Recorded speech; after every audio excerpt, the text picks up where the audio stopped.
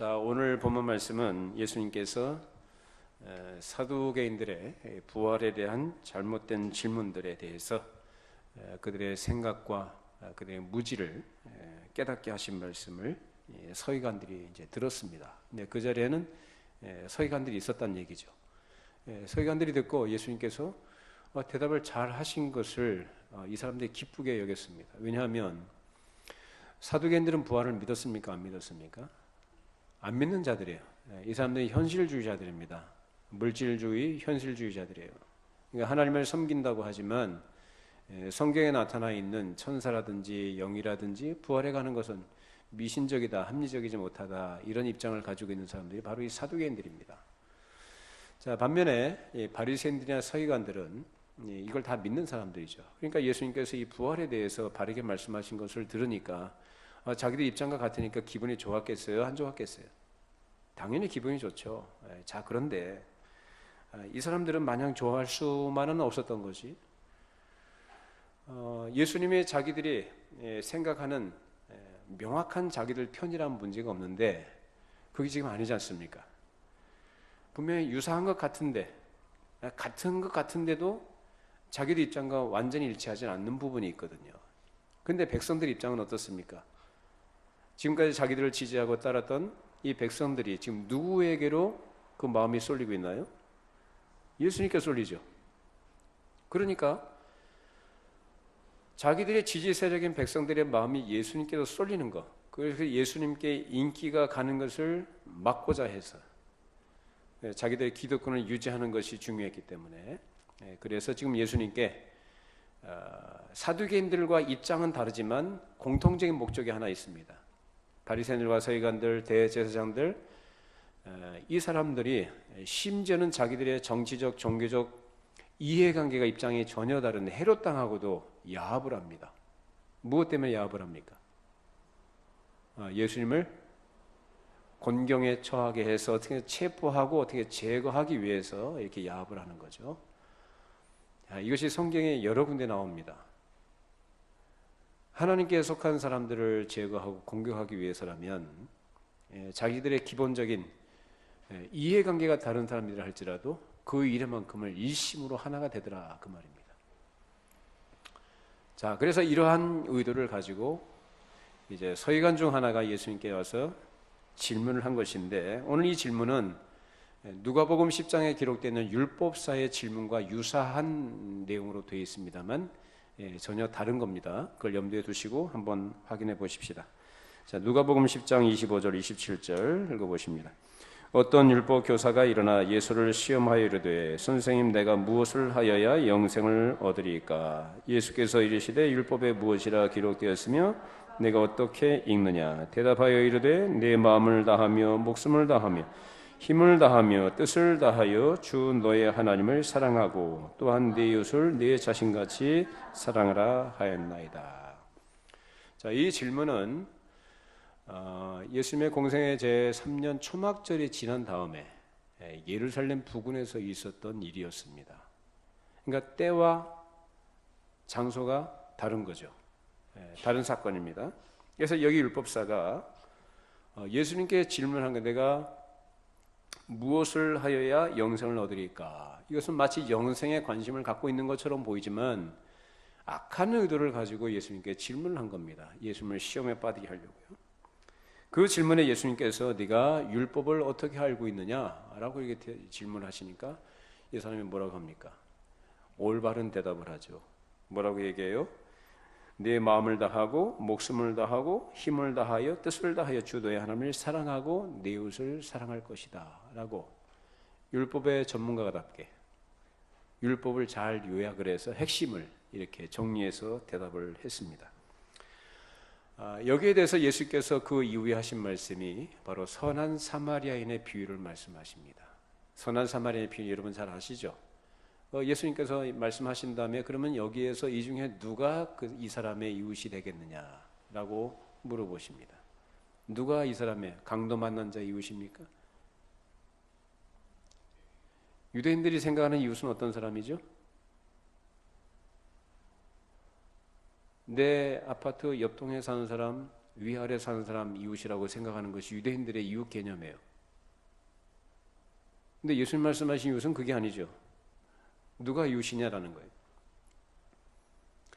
필요를 채워주는 사람이에요. 내가 어떤 필요를 느낄 때, 무엇을 필요로 할 때 그 필요를 채워주는 사람이 바로 이웃이다 라는 것을 말씀하신 겁니다. 자, 그래서 지금 여기 좀 다른 겁니다. 자, 오늘 본문은 그때와 다른 환경에서 일어난 일이고 시기적으로 그때로부터 적어도 5개월 후에 일어난 일입니다. 일도 지난주에 살펴보았던 사두개인의 시험이 있었던 예수님의 공생의 마지막 주간의 화요일에 있었던 일인데, 지금 바리새인들과 서기관들, 이 백성의 장로들, 이 사람들이 모두 다 합심해서 예수를 올무에 걸어넘어뜨리고 제거할 것인가라는 그 음모를 계속 진행시키고 있는 중에 있습니다. 이제 막바지로 지금 치닫고 있는 중이죠. 지난번엔 사두개인이 나와서 부활이라는 주제를 가지고 예수님을 시험했다고 한다면, 오늘은 그 사두개인에게 대답을 하신 것을 들었던 서기관이 나와서 예수님께 단도직입적으로 물어본 겁니다. 마가복음 10장 28절 읽어보시죠. 서기관 중 한 사람이 그들이 변론하는 것을 듣고 예수께서 잘 대답하신 줄 알고 나와 묻되 모든 계명 중에 첫째가 무엇이니까? 모든 계명 중에 첫째가 무엇입니까? 자, 이 사람들이 가지고 있는 율법관이 어떠한 것인가 이게 딱 드러나죠. 이 질문 속에 이 사람들이 가지고 있는 율법관은 율법의 경중을 따지는 사람들이에요. 어떤 것은 더 중요하고 어떤 것은 덜 중요하고, 어떤 것은 더 크고 어떤 것은 작은 것, 하찮은 것으로 여긴다라는 거예요. 그러나 뭐 수백 가지 율법 중에서 뭐 수백 가지라도 말 안 하고 그렇게 할 필요 없이, 자, 모세의 율법으로 대표되는 10계명을 얘기하자면, 자, 10가지 계명 중에서 다 지켰어요. 그런데 한 가지라도 어기게 되면 어떻게 됩니까? 율법 전체를 범하는 것입니다. 근데 이 사람들은 어떻게 생각하죠? 그게 아닌 거죠. 여러 가지 많은 것을 다 많이 지키면 되는 거예요. 사사로운 것은 그냥 넘어가도 된다는 식으로 생각하고 있는 이런 아주 기계적인 율법관을 갖고 있는 거죠. 자, 그래서 이 사람이 예수님께 질문했을 때 어떤 것이 큰 것입니까? 어떤 것이 제일 큽니까? 예수님이 여기서 대답하신 것이 신명기 6장과 레위기 19장에 있는 말씀을 인용해 주셔서 하신 말씀이 바로 오늘 하신 말씀입니다. 자, 신명기 6장 4절 5절이죠. 이스라엘아 들으라, 우리 하나님 여호와는 오직 유일한 여호와시니 너는 마음을 다하고 뜻을 다하고 힘을 다하여 네 하나님 여호와를 사랑하라. 자, 레위기 19장 18절, 원수를 갚지 말며 동포를 원망하지 말며 내 이웃 사랑하기를 내 자신과 같이 사랑하라. 나는 여호와이니라. 이 두 계명은 각기 떨어진 것이 아니고 같이 붙어 있는 겁니다. 그리고 동일한 기본적 특수성을 가진 상태에 있는 것인데, 여기에 말씀하고 있는 것 신명기 6장과 레위기 19장에 공통적으로 나타나는 것이 있어요. 뭐가 나타납니까? 뭘 얘기하는 거죠? 사랑이죠. 사랑을 품는 상태입니다. 그래서 사람이 하나님만 사랑하는 게 아니라 누구도요, 사람도 사랑하는 것을 품어야 된다는 것이고, 이것이 성경에서 일관되게 강조하는 원칙입니다. 하나님을 사랑하고 이웃을 사랑하라는 것. 자, 모세의 10계명, 10계명도 사실 요걸 얘기하는 거잖아요. 그죠? 1계명부터 4계명까지 뭐 얘기합니까? 하나님에 대해서 인간이 지켜야 될 마땅한 도리에 대해서 얘기하는 거잖아요. 그걸 어떻게 지켜야 됩니까? 조문을 따라서 글자 하나하나 따져가면서 기계적으로요? 사랑하는 거예요. 그래서 하나님을 사랑하라는 것이 1계명부터 4계명까지, 그 다음에 5계명부터 10번째 계명까지는 사람에 대해서 사람이 지켜야 될 마땅한 도리에 대해서 가르치는 겁니다. 그 제 첫 번째가 내 부모를 공경하라. 그러니까 부모가 이웃이죠. 가장 가까운 이유. 그러니까 부모를 공경하는데 그것이 무엇으로부터 나와야 되는 겁니까? 사랑입니다. 6계명 뭐죠? 살인하지 말라. 이웃을 사랑하면은 죽일 수 없는 거죠. 7계명 가늠하지 말라. 이웃을 사랑하면 가늠하지 말아야죠. 8계명 도둑질하지 말라. 불법적으로 남의 것을 자기 주머니에 집어넣는 거예요. 왜 이웃을 사랑하면 그렇게 할 수가 없는 거죠. 제 9계명 내 이웃에 대해서 거짓 증거하지 말아라. 이웃을 사랑하면 내가 거짓말하는 것 때문에 그 사람이 손해를 보도록 해서는 안 된다는 거예요. 10번째 계명 내 이웃의 소유를 탐내지 말라는 거예요. 내 이웃의 아내나 내 이웃의 뭐 종이나 낙이나 뭐나 결국은 뭐냐? 10번째 계명은 사실 10계명을 전체를 요약한 것이고 결론이라 할 수 있습니다. 결국은 뭐냐면은 사랑이라는 거예요. 사랑. 그런데 이것이 두 개 다, 즉 하나님을 사랑하고 이웃을 사랑하는 이것은 뗄래야 뗄 수 없는 관계 속에 있는 것이다라는 거죠. 근데 사람들은 어떻습니까? 내가 하나님을 사랑하는 것이 귀한 것임을 알고 더 중요하다는 걸 알기 때문에 하나님을 사랑한다고 해요. 그런데 사람을 사랑하는 것은 자꾸 떼어놓고 생각하고 싶어한다 이 말입니다. 그래서 이것을 너무나 잘 알고 있던 사도 요한이 그것을 경계하면서 그 서신서에서 말하고 있습니다. 요한일서 4장 20절 21절 읽어보십시다. 누구든지 하나님을 사랑하노라 하고 그 형제를 미워하면 이는 거짓말하는 자니 보는 바 그 형제를 사랑하지 아니하는 자는 보지 못하는 바 하나님을 사랑할 수 없느니라. 우리가 이 계명을 주께 받았나니 하나님을 사랑하는 자는 또한 그 형제를 사랑할지니라. 우린 보통 사랑 그러면 벌써 감정적인 것을 떠올립니다. 그래서 기분이나 어떤 상황에 따라서 뭘 표현하고 나누는 것을 그렇게 생각들을 합니다만 그게 사랑이 아니고요. 성경이 말하는 사랑이라는 그런 걸 말하는 게 아닙니다. 하나님의 자녀들의 기본적 생활의 성격이라는 차원에서 그것을 나타내는 거예요. 그래서 하나님을 사랑하고 이웃을 사랑하는 이 두 가지가 붙어 다니게 한 것입니다. 그래서 첫째 중요한 것은 하나님께 대한 사랑이고 그 하나님에 대한 사랑으로 더 나오는 것이 뭡니까? 사람에 대한 사랑인 것입니다. 여러분 하나님 사랑하십니까? 하나님 사랑하세요? 여러분 주변에 있는 사람들 사랑하십니까? 대답이 조금 죽었어요. 주변에 있는 사람, 제일 가까운 사람 누구예요? 집안에 있는 사람, 원수. 그 원수를 사랑하라.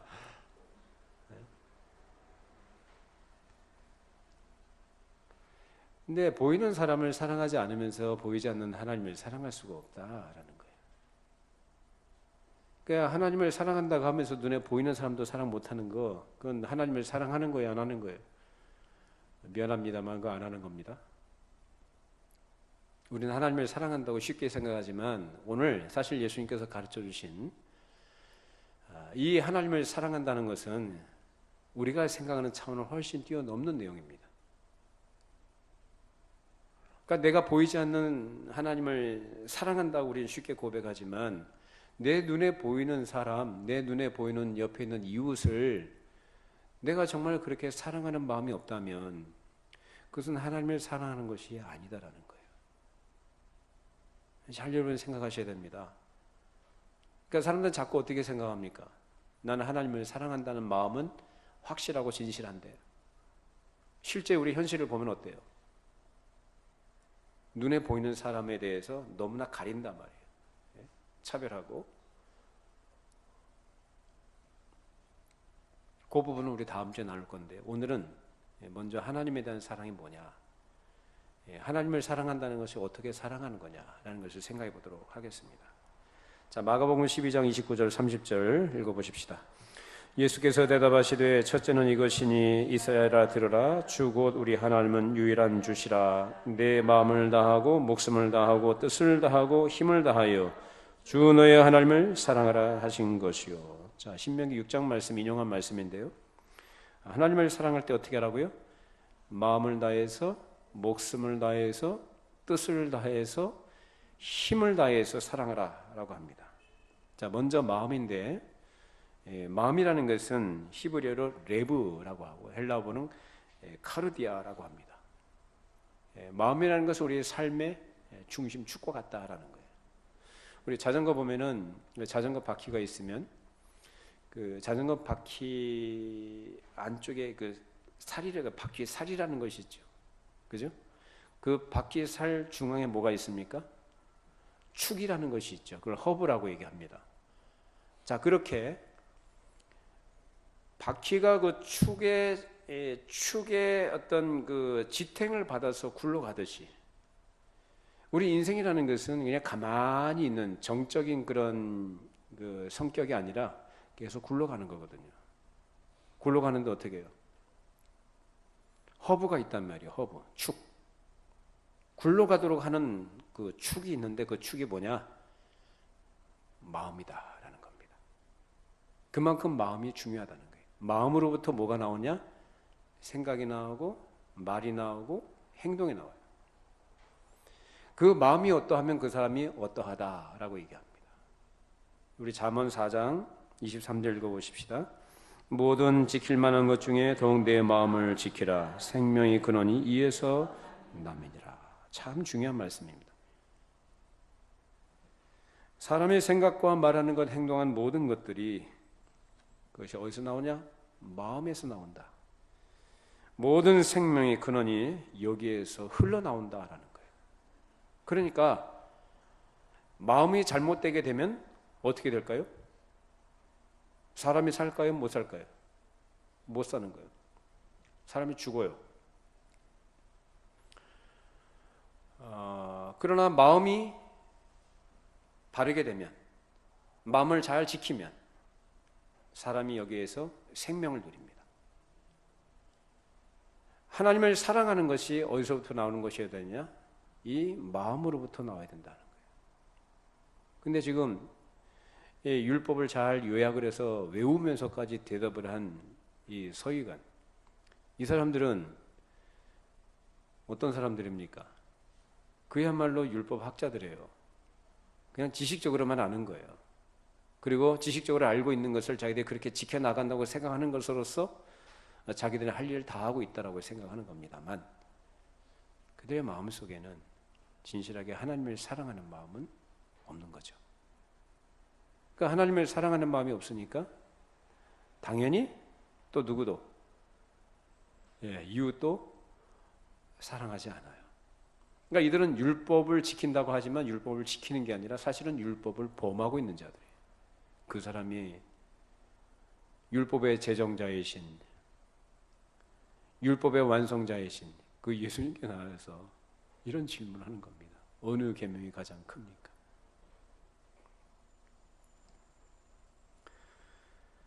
우리 마음을 잘 지키시기를 바랍니다. 마음을 잘 지키는 것은 곧 그것이 하나님을 사랑하는 것입니다. 그 다음에 목숨을 다하라 라고 하셨는데 네페시라고 합니다. 네페시, 히브리어로 단순히 목숨이라는 뜻만이 아니라 여기 여러 가지 의미가 있습니다. 그 중에 좀 더 중요한 뜻은 사람의 심리적 정서 운동의 중심이 있는 곳이라는 뜻입니다. 그래서 사람이 살아 움직이는 기본적인 육신의 원동력, 생명의 힘을 가리키는 것입니다. 그게 바로 목숨이에요. 그 목숨을 다해서 누구를 사랑하라고 합니까?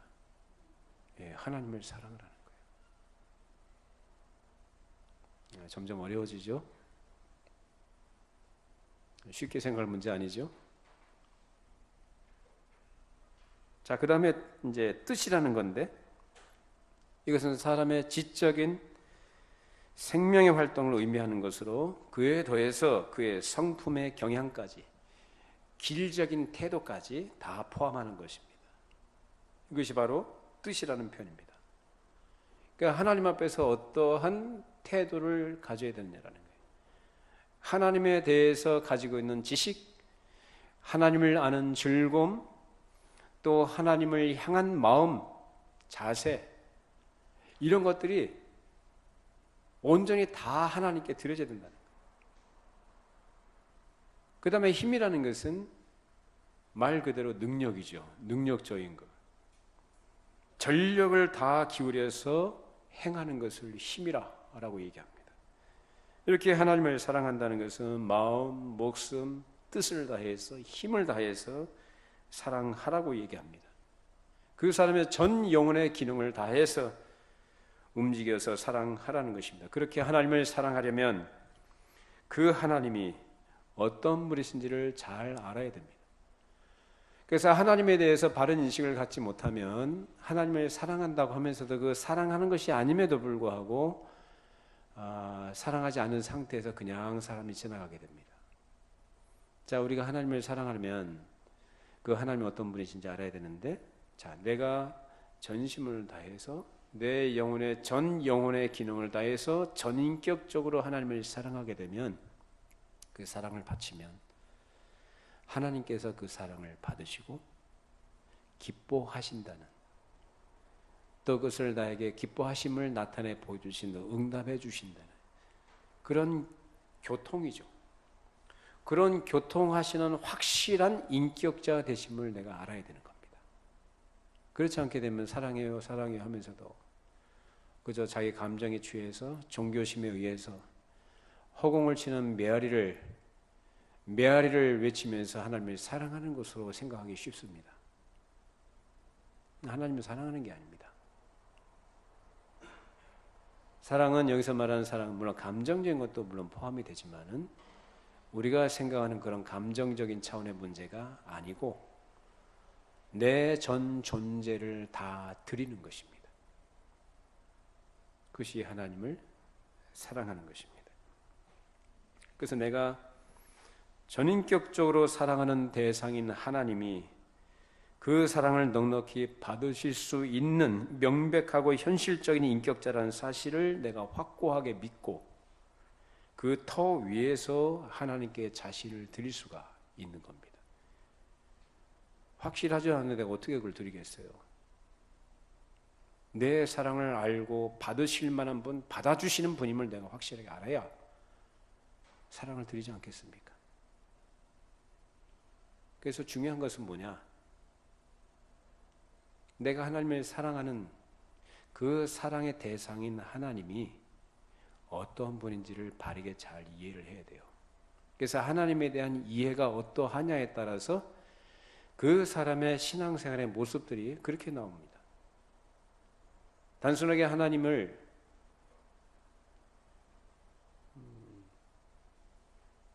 막연한 대상으로 또는 초월자 정도로, 분명히 성경이 가르치는 하나님은 초월자이실 뿐만 아니라 내재하신 하나님을 얘기하거든요. 임마누엘. 근데 초월자라고 생각하는 것이 이제 알라 신에 대한 개념이거든요. 무슬림들이 가지고 있는 개념이 바로 그거거든요. 그러니까 하나님은 초월자이신데 그냥 그 초월자도 구체적이고 명확한 그게 아니라 그냥 막연한 거예요. 능력적인 분으로. 또 어떤 경우에는 그 능력적인 분이 나를 위해 존재하는 분 정도로 이해를 합니다. 나를 도와주시는 분, 나를 지켜주시는 분, 나의 필요를 위해서 일하시는 분 정도로. 하나님은 알라딘의 램프가 아닙니다. 네? 일찍이 깨닫는 게 은혜입니다. 하나님은 알라딘의 램프 아니에요. 하나님은 크고 두렵고 경외해야 될 대상입니다. 그것도 아니면 막연하게 그냥 관념적 하나님으로만 그 사람의 이해를 하고 신앙생활을 해나갈 수가 있습니다.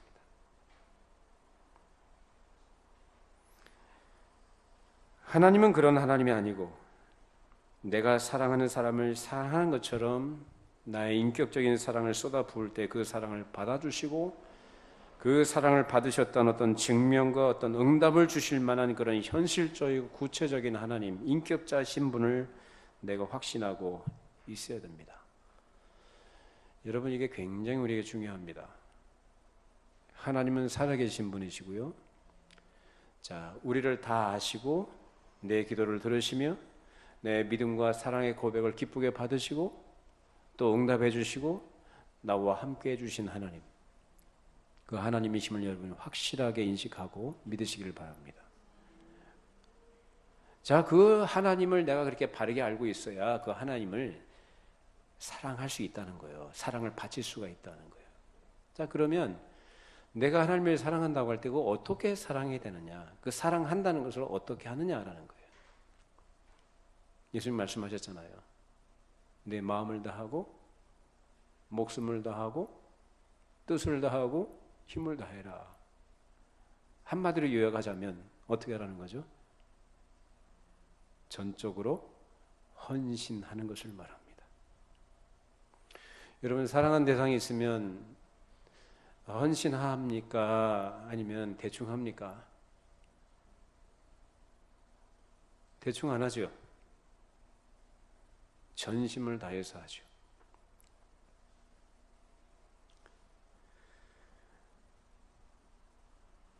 어느 한 부분은 남겨놓고 어느 한 부분만 드리는 그런 것으로는 사랑을 하는 것이 아니죠.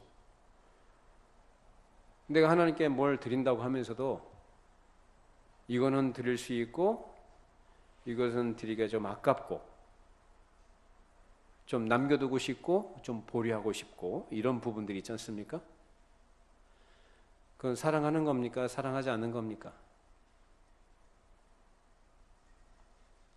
네, 점점 여러분들이 좀 심각해지시죠? 사랑하는 거예요? 아니에요? 그러니까 여러분들이 사람을 그렇게 사랑하셨습니까? 누구를 사랑한다고 하면서도 어느 부분만 내가 이렇게 해주고 어떤 부분 남겨놓고, 그게 사람에 대한 사랑이거든요. 인간적인 사랑들. 근데 하나님에 대한 사랑은 그게 아니라는 거예요. 전폭적으로 자기 전체를 다 그렇게 드려도 우리의 사랑은 모자랍니다.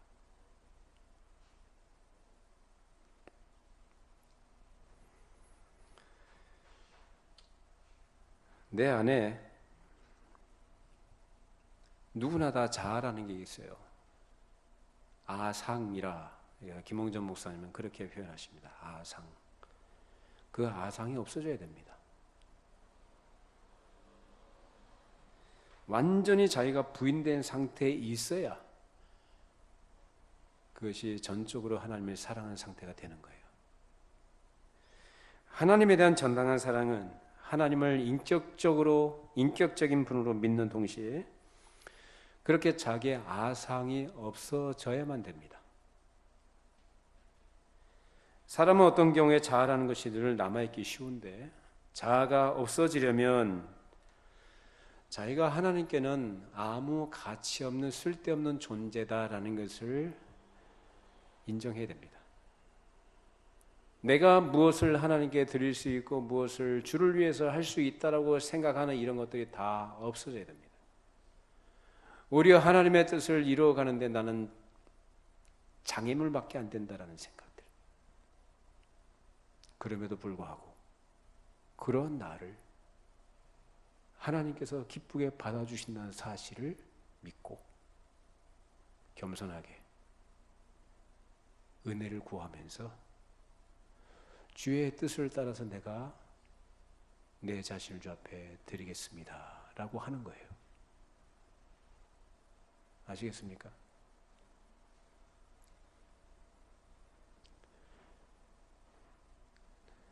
우린 누구나 다 그게 있어요. 내가 하나님을 위해서, 하나님의 선한 일을 위하여 하나님이 기뻐하시는 것을 하고자 하는 소원이 있어서 그걸 이것저것 합니다. 이런 수고도 기꺼이 감당하기도 하고 주를 섬기는 마음을 가지고 애를 쓰는 부분들이 있습니다. 그런데 거기에 항상 그 중심에 뭐가 없어져야 되느냐? 자아라는 거예요. 내가라는 거예요. 결국은 자아라는 것이 없어지지 않은 상태에서 그 중심에 그대로 있는 상태에서 남아있는 가운데서는 온전하게 드릴 수가 없다는 거예요. 하나님을 온전하게 사랑할 수가 없다는 거예요. 따라서 하나님 앞에서는 자기가 전혀 무가치한 존재라는 것을 깨달아야 됩니다. 무용지물이요 아무 쓸데없는 자임에도 불구하고 그런 나 같은 것을 받아주시는 하나님의 사랑과 자비하심을 감사하면서 주의 뜻대로 쓰시도록 자신을 드려야 합니다. 이처럼 하나님의 거룩하신 뜻을 따르고 하나님께 절대적으로 순종하는 이것이 하나님께 대한 현실적인 사랑입니다.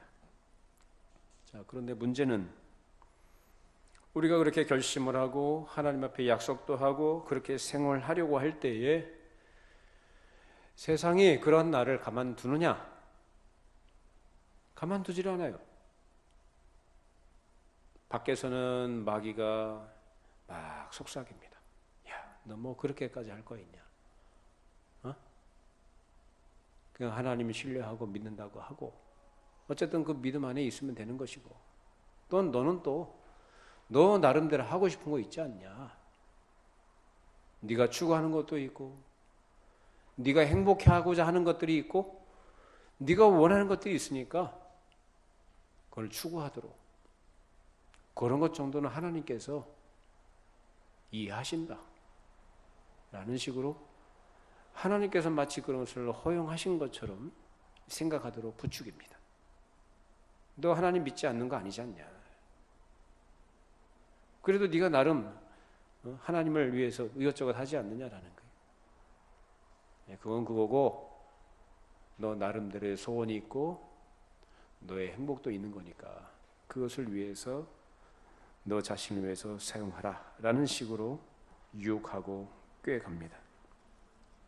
이것이 우리의 현실이기 때문에 이런 우리의 유혹들을 완전히 물리쳐 주시기를 우리 늘 기도하면서 살아가야만 합니다.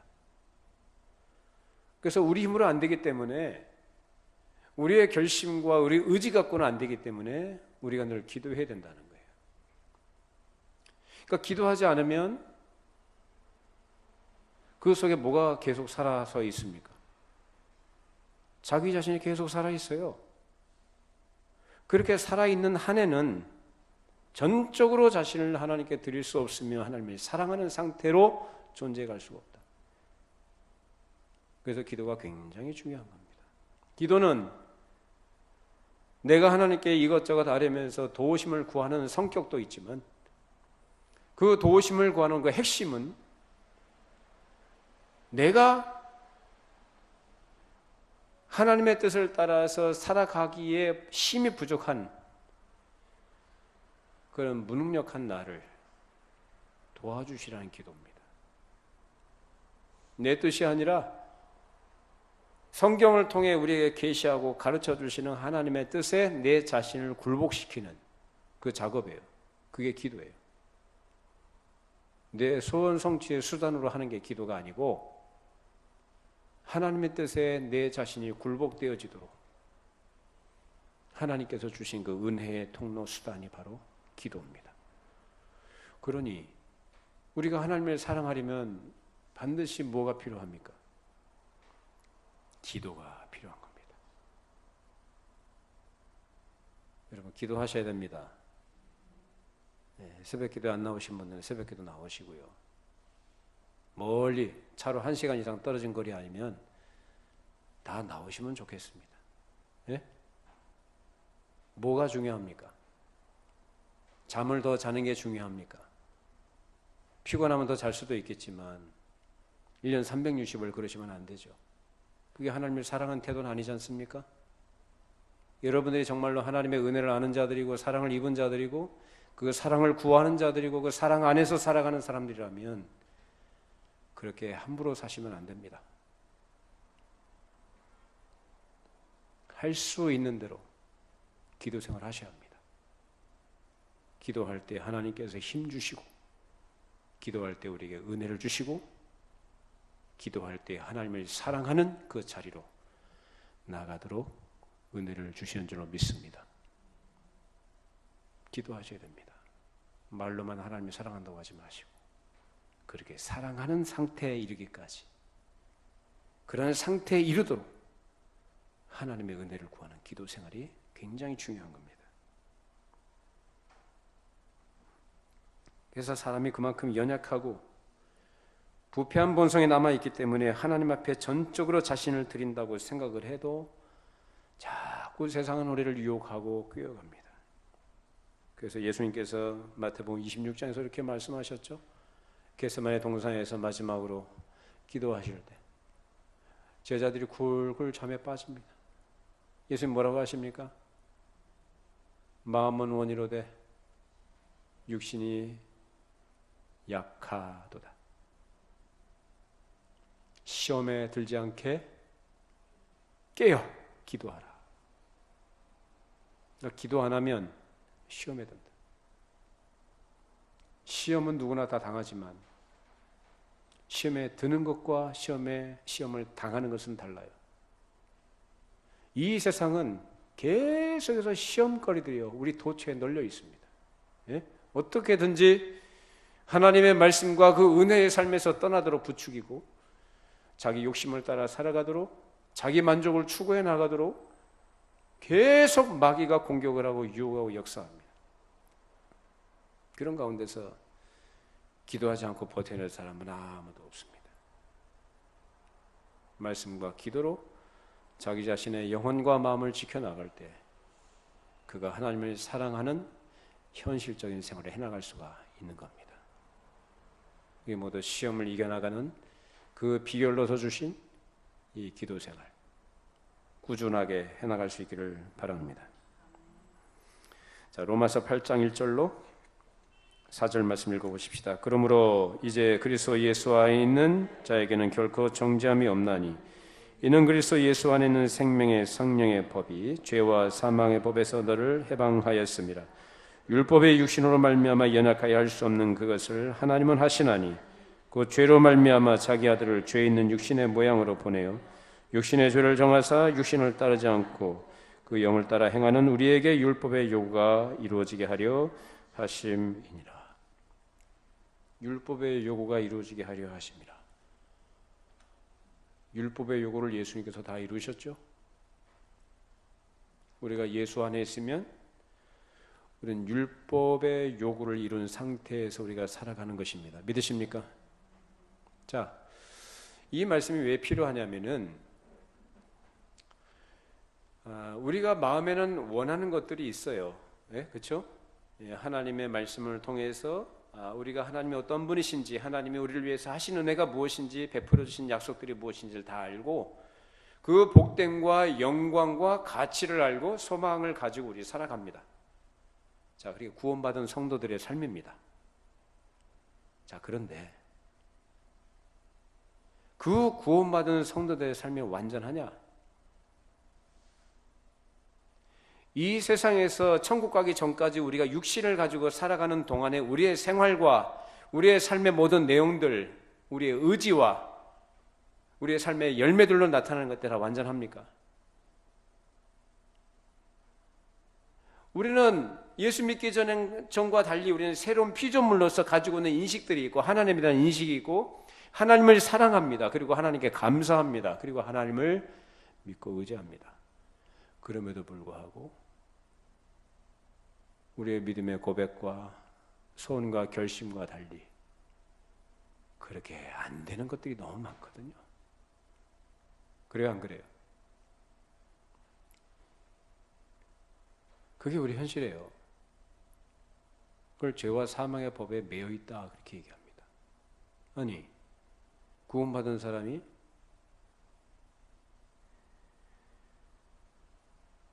죄와 사망의 법에 매여 있다? 우리의 연약함과 부패한 본성을 가지고 있는 상태가 바로 그걸 얘기하는 거예요. 그러니까 뭐 예수 믿었다고 구원받았다고 완전하다고 얘기하는 것들은 다 이단들이 주장하는 얘기들이고요. 천국 가는 그날까지는 이 땅에 있는 동안에 그 오염의 문제가 남아있기 때문에 자꾸 우리를 갖다 올가매고 잡아 끌고 우리가 소원을 따라서 살아가고 싶지만 그 육신이 그렇게 안 되더라 그 말입니다. 사도 바울도 그래서 뭐라고 합니까? 로마서 7장 끝에 쭉 내가 마음에 원하는 것이지만 그 원하는 대로 끌고 가지 않고 어떻게 해요? 원하지 않는 쪽으로 끌고 간다. 그러면서 하는 말이 뭡니까? 호라 나는 공고한 사람이로다. 이 사망의 몸에서라고 표현합니다. 이 사망의 몸에서 누가 나를 건져내랴.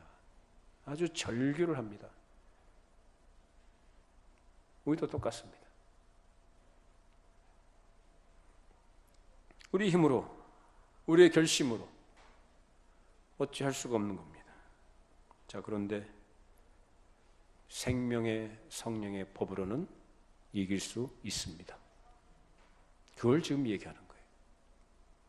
그래서 생명의 성령의 법이 우리에게 주어졌기 때문에 우리가 그렇게 불완전하고 결함투성이고 모자람이 많음에도 불구하고 우리가 하나님을 사랑한다고 하지만 주님께서 말씀하신 것처럼 내 마음을 다하고 목숨을 다하고 뜻을 다해서 힘을 다해서 사랑하지 못하지만 우리가 지금까지 살아온 거예요. 그 생명의 성령의 법 아래에 있기 때문에 우리는 해방된 자들로 자유한 자들로 살아가고 있는 줄로 믿습니다. 그게 우리의 복이죠.